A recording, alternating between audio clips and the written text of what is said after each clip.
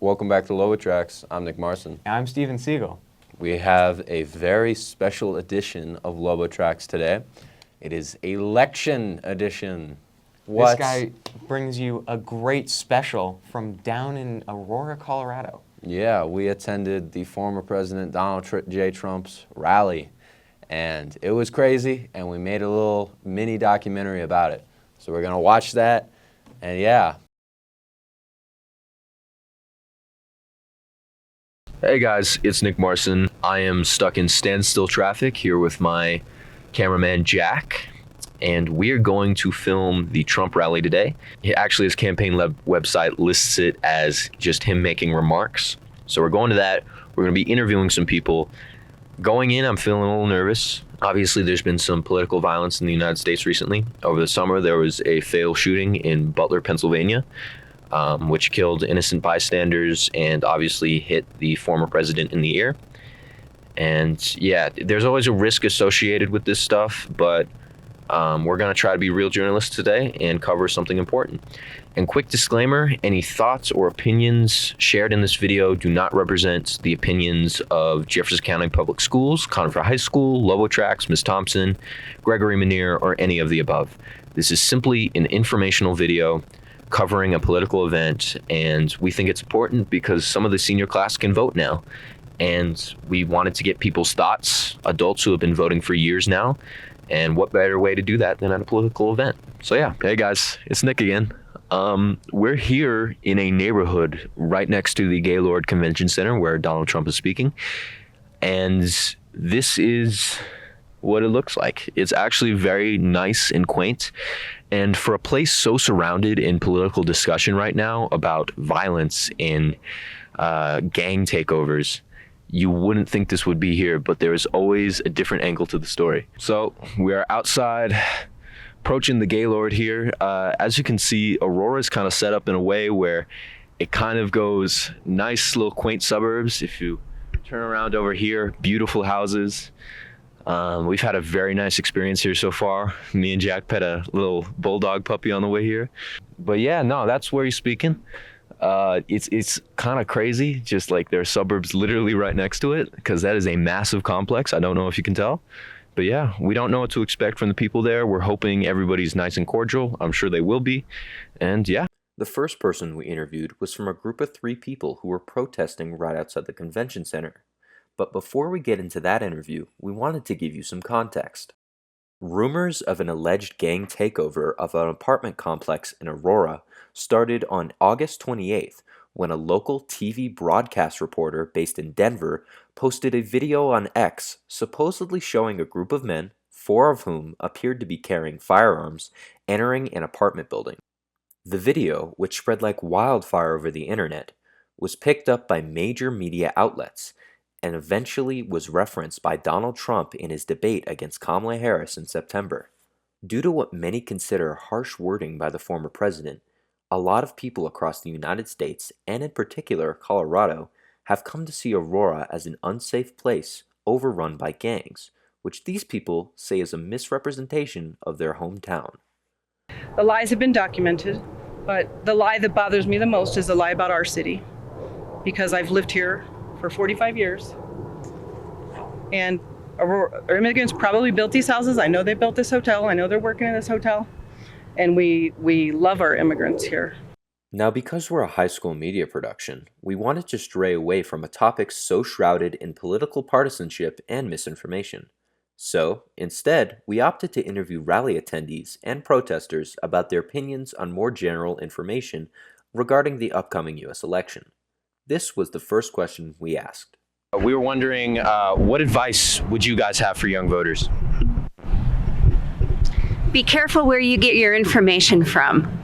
Okay. Fact check everything.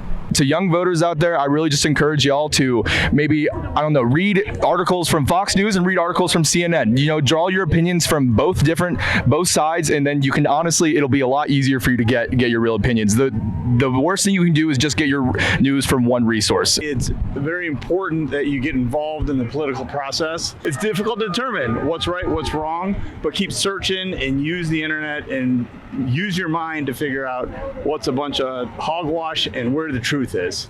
Just do not follow MSNBC, do not follow Fox News. Make your own informed decisions and do not follow a herd. Be your own independent voice, come to your own conclusions. I want you to do your own research. Find where you need to go in your life and what works best for you. Okay? As we pushed further into the crowd to attempt to gather more interviews, we came across a street corner with more protesters just intermingling with the Trump crowd. Obviously, this did not go well. A lot of what you're going to hear right now is expletives. We're going to have to bleep a lot of it out. How much they pay to get here? How much they pay to be here? It's not good, you know? That laugh I did there was not because I thought this was funny. I was actually extremely nervous that something would break out between the two sides and that we would get caught in the middle of it. People were screaming all around us, and it would be a lie to say that this wasn't a disappointing display of how truly polarized the two sides are. Perhaps nobody had a worse time with this than this woman, Ashton Gamblin. We were wondering, how was your experience standing out here today? Obviously, you're in the middle of some pretty bad tensions over here, so yeah. Honestly, this is extremely traumatizing for me. I'm a Club Q survivor, so this is a little bit different. Wow. This is me standing for my friends' rights. I don't really care if I'm on the front lines twice. If you're unfamiliar with Club Q, it's an LGBTQ nightclub in Colorado Springs that was the site of a hate-fueled mass shooting in November of 2022. Ashton was unfortunately working the front door the night that the shooting happened, and she was shot 9 times.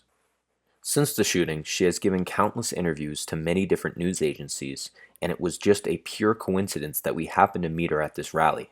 What advice for young voters would you have? People who just turned 18, this is their first election. With this election, I honestly would say it's wise to be smart here. Like really wise. I know it's kind of a redundant statement, but the thing is, you need to vote as if your best friend is gay, as if your daughter's a woman. Your future kids are going to be women. It's more about what is right for the country in the long run and what you would want to see come out of this country. If you want everybody to have equal rights and, you know, have access to the healthcare and things that they need, then that's what we need to take into consideration. It's not just 4 years and if the economy is going to be better. It's what's going to be best for humanity in the long run. At this point, me and Jack were getting a little concerned with our safety, so we decided it would be best to leave.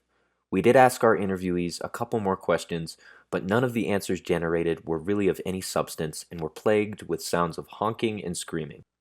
Right as we were leaving, though, we encountered even more protesters who were just starting to organize right across the block from where we saw the original ones. Unlike other protesters we encountered, though, who were mainly protesting in general support of Kamala Harris, these people were mainly part of organizations such as the Colorado Palestine Coalition, the Colorado Socialist Party, and many others. We felt comfortable enough with the amount of police presence right next to the protesters, so we decided it would be best to get one final interview to get yet another angle on the protests and the rally. When we picked a random person out of the crowd to interview, we were surprised to find that we actually picked a man who has 42,000 followers on TikTok and goes by the name Punks. We're wondering, what's your experience out here? Obviously, this is a very tense climate down here, but... Yep. Yeah. So I have a lot of experience protesting. When I was a little kid, I protested in California for Rodney King. Did Ferguson, Missouri, and 10 days for George Floyd here in Denver. And this is actually more mellow, I would say, in comparison, keeping us divided this way. Apparently, the situation must have escalated after we left because you went on to post this on social media. That was the most intense protest I've ever been to. They were very mad we were there. So it looks like it was a good call to leave when we did. Unfortunately, our interview with this man got cut short due to audio issues, but on the advice question that we asked him, he pretty much said what the overwhelming majority of people that we interviewed said. Check your own sources and do your own research. After all of this confusion and conflicting ideas and screaming and yelling, me and Jack were just done and ready to go home, and at the end of the day, we decided to cap things off with some tacos at a local taco truck. So, that's the Trump rally. It's weird. I'm not going to lie to you. This is like bizarro land. Right now we are eating tacos from a nice little food truck. And if you pan over there, we got counter protesters, which we have some footage of. And then this whole line of Trump supporters going around the block. The line's actually thinned out a little bit.